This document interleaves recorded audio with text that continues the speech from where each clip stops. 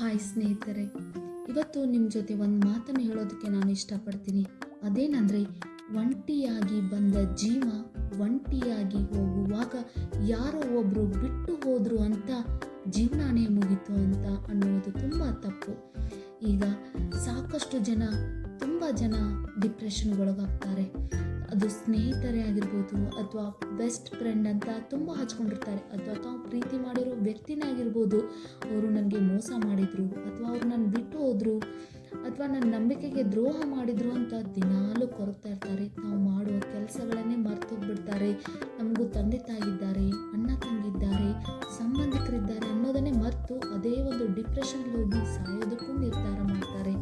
ಆದರೆ ನಾವು ಬರುವಾಗೂ ಒಂಟಿನೇ, ಹೋಗುವಾಗೂ ಒಂಟಿನೇ. ಯಾರೋ ಒಬ್ಬರು ಬಿಟ್ಟು ಹೋದ್ರು ಅಂತ ನಾವು ನಮ್ಮ ಬದುಕೆ ಮುಗೀತು ಅನ್ನೋದು ತುಂಬ ದೊಡ್ಡ ತಪ್ಪು.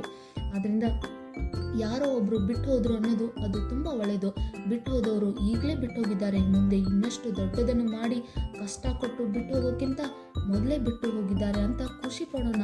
ದೇವರು ಏನೇ ಮಾಡಿದ್ರು ಅದು ನಮ್ಮ ಒಳ್ಳೆಯದಕ್ಕೆ ಮಾಡ್ತಾನೆ ಅಂತ ಸಂತೋಷದಿಂದಿರೋಣ. ಯಾಕಂದರೆ ದೇವರಿಗೆಲ್ಲ ಗೊತ್ತಿರತ್ತೆ ಮುಂದೆ ಏನಾಗತ್ತೆ ಅಂತ. ನಾವು ಇಷ್ಟರಲ್ಲೇ ಪಾರಾಗಿದ್ದೀವಿ ಅಂತ ಸಂತೋಷದಿಂದ ಖುಷಿ ಪಡೋಣ. ಯಾಕಂದರೆ ಯಾರು ಒಳ್ಳೆಯವರಲ್ಲ ಜಗತ್ತಿನಲ್ಲಿ, ಎಲ್ಲರೂ ಸ್ವಾರ್ಥಿಗಳೇ. ತಮ್ಮ ಅವಶ್ಯಕತೆಗೆ ಅನುಗುಣವಾಗಿ ನಮ್ಮ ಜೊತೆ ಸ್ನೇಹ ಬೆಳೆಸಿರ್ತಾರೆ. ಅವರ ಅವಶ್ಯಕತೆ ಮುಗಿದ ತಕ್ಷಣ ಅವರು ನಮ್ಮನ್ನು ಬಿಟ್ಟು ಹೋಗಲು ನಿರ್ಧಾರ ಮಾಡ್ತಾರೆ. ಆದ್ದರಿಂದ ಬಿಟ್ಟು ಹೋದವರನ್ನು ಖುಷಿಯಾಗಿ ಕಳಿಸೋಣ, ಮತ್ತೆ ನಮ್ಮ ಹೊಸ ಜೀವನ ಸ್ಟಾರ್ಟ್ ಮಾಡೋಣ. ಯಾವಾಗಲೂ ನಗು ನಗುತ್ತಾ ಖುಷಿಯಾಗಿರೋಣ. ಖುಷಿಯಿಂದಿದ್ರೆ ಸಾವಿರಾರು ಜನ ನಮ್ಮ ಜೊತೆ ಇರ್ತಾರೆ. ನಮ್ಮ ಯಶಸ್ಸನ್ನು ನೋಡಿ ನಮ್ಮನ್ನು ಮಾತಾಡ್ಸೋದಕ್ಕೆ ಕ್ಯೂ ನಿಂದಿರ್ತಾರೆ.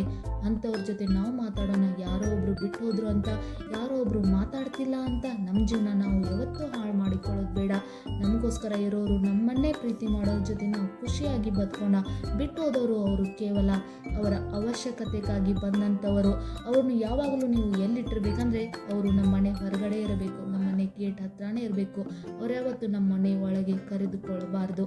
ಇದೇ ನನ್ನ ಮಾತು. ಇಷ್ಟ ಆಗಿದ್ದಲ್ಲಿ ವಿಡಿಯೋಕ್ಕೆ ಒಂದು ಲೈಕ್ ಮಾಡಿ, ಶೇರ್ ಮಾಡಿ, ಸಬ್ಸ್ಕ್ರೈಬ್ ಮಾಡಿ. Thank you.